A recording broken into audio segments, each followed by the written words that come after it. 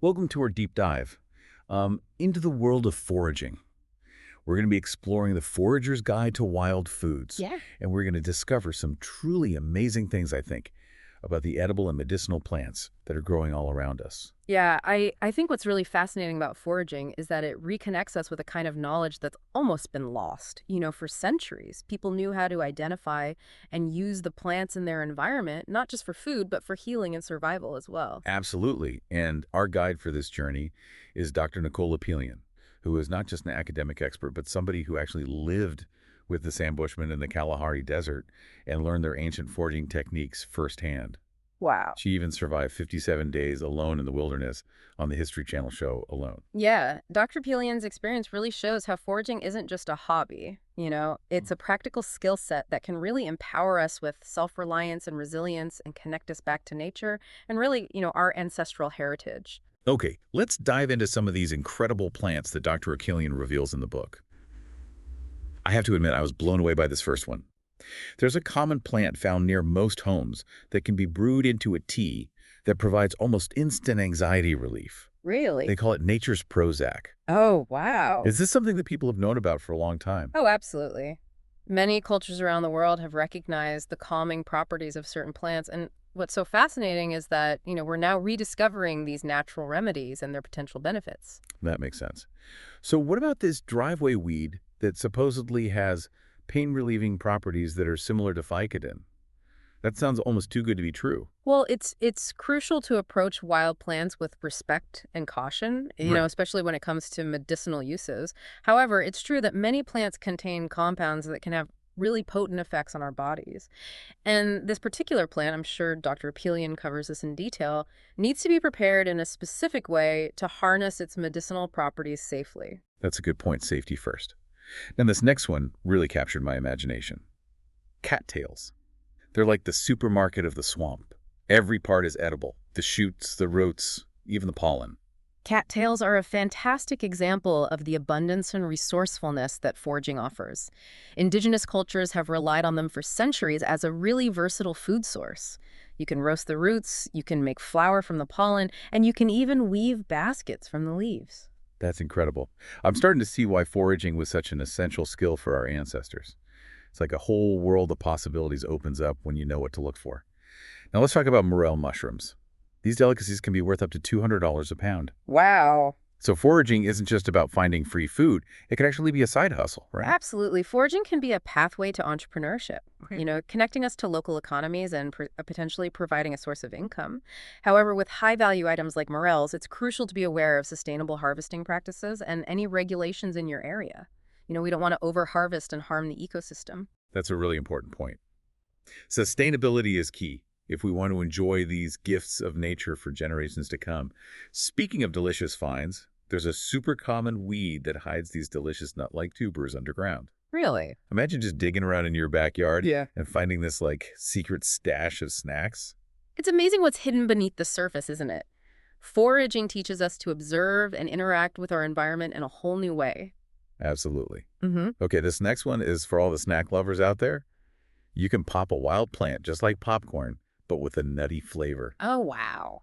It's like nature's healthy snack. Yeah. I'm definitely putting that on my foraging to-do list. It's always exciting to discover these little surprises in nature, isn't it? Foraging is a constant journey of learning and exploration. If you visit wildfoods.noself.com, that's wildfoods.noself.com, you can learn even more about foraging and maybe even find some of these amazing plants yourself.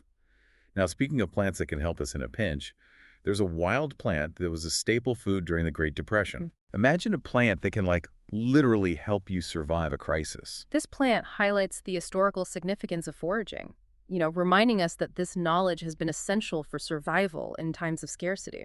It's a powerful reminder of our connection to the past and the resilience of our ancestors. And speaking of resilience, Dr. Apelian shares a personal story about how she credits the reishi mushroom with helping her overcome challenges with MS. Wow, She makes her own tincture and says it's been a game changer for her health. that's such an inspiring story.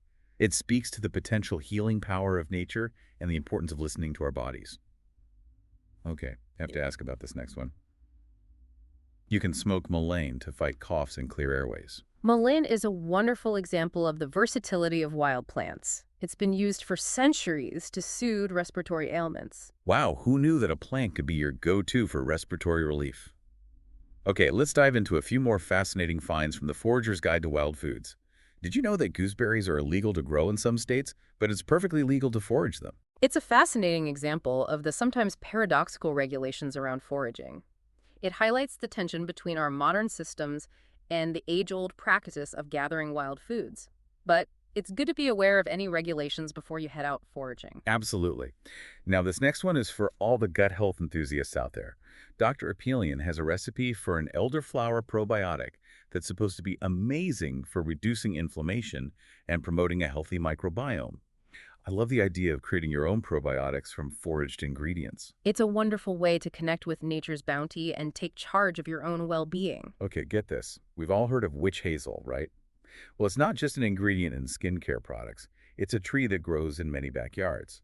And it has FDA-approved pain-relieving properties. Witch hazel is a great example of how traditional knowledge and modern science often intersect. It's remarkable how many common plants have medicinal applications that have been validated by scientific research. It really speaks to the untapped potential of the natural world. I'm starting to look at my backyard in a whole new light. Now let's talk about dandelions, those pesky weeds that pop up everywhere. Well, Dr. Pelian sees them as a culinary opportunity. She even has a recipe for dandelion bread. Dandelions are a nutritional powerhouse, packed with vitamins and minerals. Foraging encourages us to look beyond the conventional and embrace the abundance that nature provides. I'm all about turning those weeds into tasty treats. And speaking of tasty, there's another plant that's great for respiratory health. Coltsfoot. Coltsfoot is a traditional remedy for coughs and congestion. Its effectiveness has been passed down through generations, and now science is starting to understand why it works so well. It's amazing how nature provides solutions for so many common ailments. For anyone who wants to explore this world of wild foods further, I highly recommend checking out wildfoods.noself.com. That's wildfoods.noself.com. You can discover more about the plants we've talked about and start your own foraging journey. It's a fantastic resource for both beginners and experienced foragers. Now let's dive back into Dr. Pelian's book. There's a plant with a fascinating story.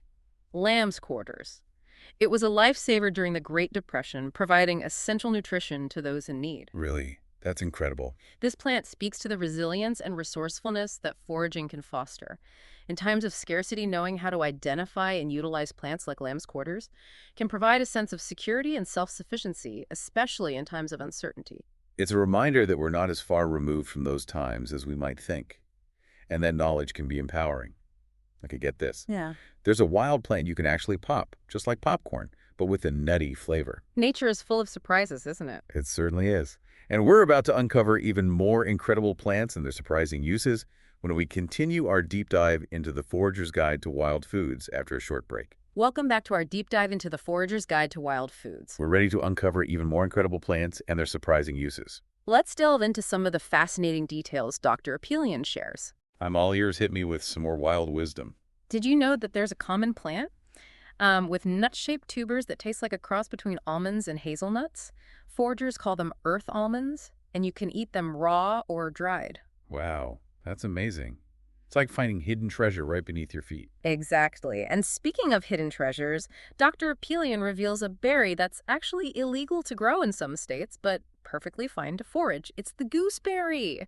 Apparently, if you find a single gooseberry bush, you can gather up to 12 pounds of berries each year. That's wild. It's like a botanical loophole for foragers. It is rather intriguing, isn't it? Now let's move on to something that might appeal to those looking for natural ways to support their health. Dr. Apelian provides a recipe for an elderflower probiotic that's said to be excellent for gut health and reducing inflammation. Probiotics are all the rage these days. But I love the idea of creating your own from foraged ingredients. It's like taking DIY to a whole new level. It certainly aligns with the spirit of self-reliance and connection with nature that foraging embodies. Okay, this next one blew my mind. Apparently, there's a backyard tree with FDA-approved pain-relieving properties. We're talking about witch hazel. Who knew that a common tree could be a source of natural pain relief? It's a testament to the often overlooked medicinal qualities of the plants around us. Dr. Apelian provides instructions on how to make your own salve from the bark. I'm starting to see my backyard in a whole new light.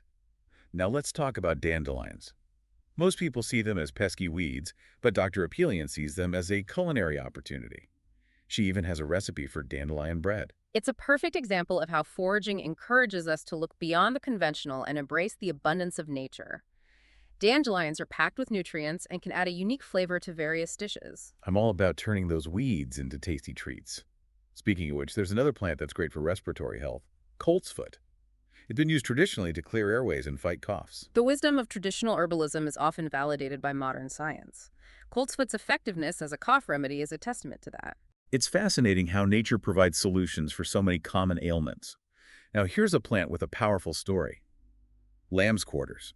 It was a staple food during the Great Depression, providing sustenance to those in need. This plant serves as a reminder of the resilience and resourcefulness that foraging can cultivate. In times of scarcity, knowing how to identify and utilize plants like lamb's quarters can be invaluable. It's a reminder that we're not as far removed from those times as we might think. Okay, get this. There's a wild plant you can actually pop, just like popcorn, but with the nutty flavor. It's amazing how many delicious and unexpected treats nature has to offer. Foraging is all about embracing those culinary adventures. And remember, if you're eager to embark on your own foraging adventure, be sure to visit wildfoods.noself.com. That's wildfoods.noself.com. You'll discover a wealth of information about wild plants and their uses. It's a fantastic resource for anyone interested in reconnecting with nature and exploring the world of wild foods. Now, before we wrap up this deep dive, there are a few more fascinating details from the Forager's Guide to Wild Foods that I can't wait to share. I'm all ears. Let's uncover those final gems of foraging wisdom. All right, let's talk about a tree that's often referred to as the alligator tree. Can you guess why? Is it because of its bark? Does it resemble alligator skin? You got it. Its bark has a distinct texture that mimics the look of an alligator skin. The Zuni tribe even had a special way of preparing its berries, turning them into a unique culinary delicacy. That's incredible. It's always fascinating to learn about the traditional uses of plants by indigenous cultures. It's a reminder that there's so much knowledge to be gained from those who have lived in harmony with nature for generations. Absolutely. It's about respecting and honoring the wisdom of those who came before us. Now, here's a thought-provoking idea from Dr. Apelian. She believes that foraging should be taught in schools. That's an intriguing concept. It would certainly reconnect younger generations with nature and instill a sense of self-reliance. Imagine if kids grew up knowing how to identify edible plants and understand their medicinal properties. It would be empowering. It would be a valuable life skill, fostering a deeper appreciation for the natural world and promoting sustainable living practices. It's about reclaiming a lost art and ensuring that future generations have the knowledge to thrive in any circumstance. I couldn't agree more. It's about empowering ourselves and future generations with the wisdom of nature. Well said. And on that note, we'll be right back for our final thoughts after a short break. Welcome back to our deep dive into the fascinating world of foraging.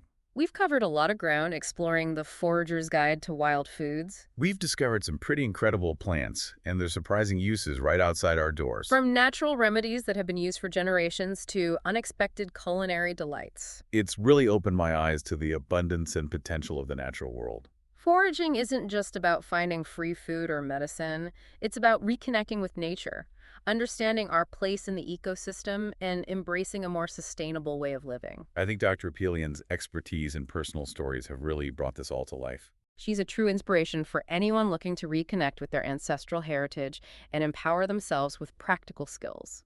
I'm curious, what are some of the key takeaways that stand out to you from our deep dive today? I think one of the most important things to remember is that foraging is a journey of discovery. It's about constantly learning, observing, and interacting with your environment in a new way. I agree, and it's so much more than just memorizing plant names. It's about understanding the interconnectedness of all living things. Exactly. Foraging teaches us to appreciate the delicate balance of nature and to harvest responsibly so that future generations can enjoy these gifts as well. That's a crucial point. We need to be mindful of our impact and ensure that our foraging practices are sustainable. Absolutely. Now, before we wrap up, I want to remind everyone about a fantastic resource for anyone interested in exploring the world of wild foods. Yes, if you're ready to embark on your own foraging adventure, be sure to visit wildfoods.noself.com. That's wildfoods.noself.com. You'll find a wealth of information about wild plants, their uses, and how to forage safely and responsibly. So as we conclude this deep dive, I'm left with a question for our listeners. After learning about all these amazing plants, and their potential benefits. How might you incorporate foraging into your own life? It could be as simple as starting to identify a few common edible plants in your neighborhood. Or maybe trying a new recipe using foraged ingredients. Even just taking a walk in nature with a newfound awareness of the plant life around you can be a powerful first step. The possibilities are endless. Remember, foraging is more than just gathering food or medicine. It's a journey of discovery, resilience, and connection. It's about reclaiming our ancestral knowledge and embracing the abundance of the natural world. Thank you for joining us on this Forager's Guide to Wild Foods online podcast adventure. We hope you've been inspired to explore the wonders of foraging. Until next time, happy foraging.